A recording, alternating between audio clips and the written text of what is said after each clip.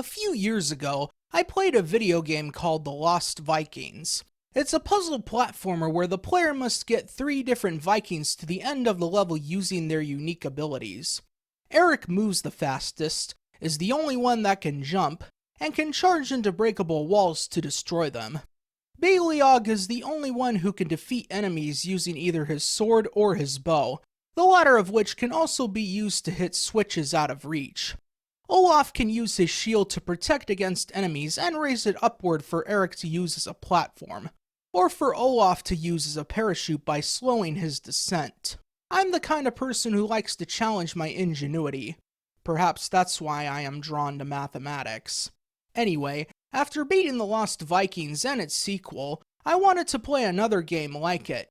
A quick Google search led me to a series of games called Trine. I've been playing the first Trine game, and while it's definitely not as challenging as The Lost Vikings, it's still enjoyable nonetheless. In Trine, the player controls a wizard, a thief, and a knight and must make it to the end of the level. The wizard can pick up objects, create boxes to place on switches or use as platforms, and create bridges to cross large gaps. The thief can use her bow and arrow to fight enemies and use her grapple to traverse large gaps or climb upward.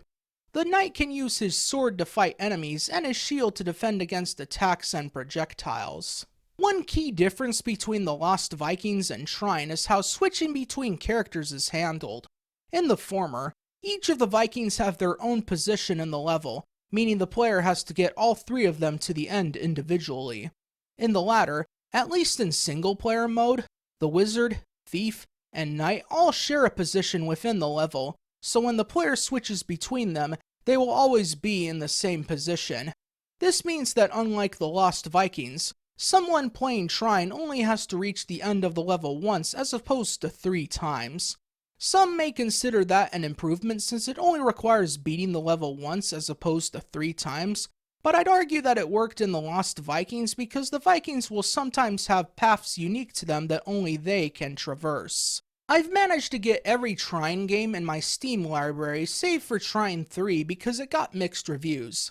I was thinking of jumping into Trine 2 once I'm finished with Trine 1, but I recently got Split Fiction, and those of you who follow my content know that it's one of my 2 most anticipated games of this year, and I've been itching to play it ever since it was released.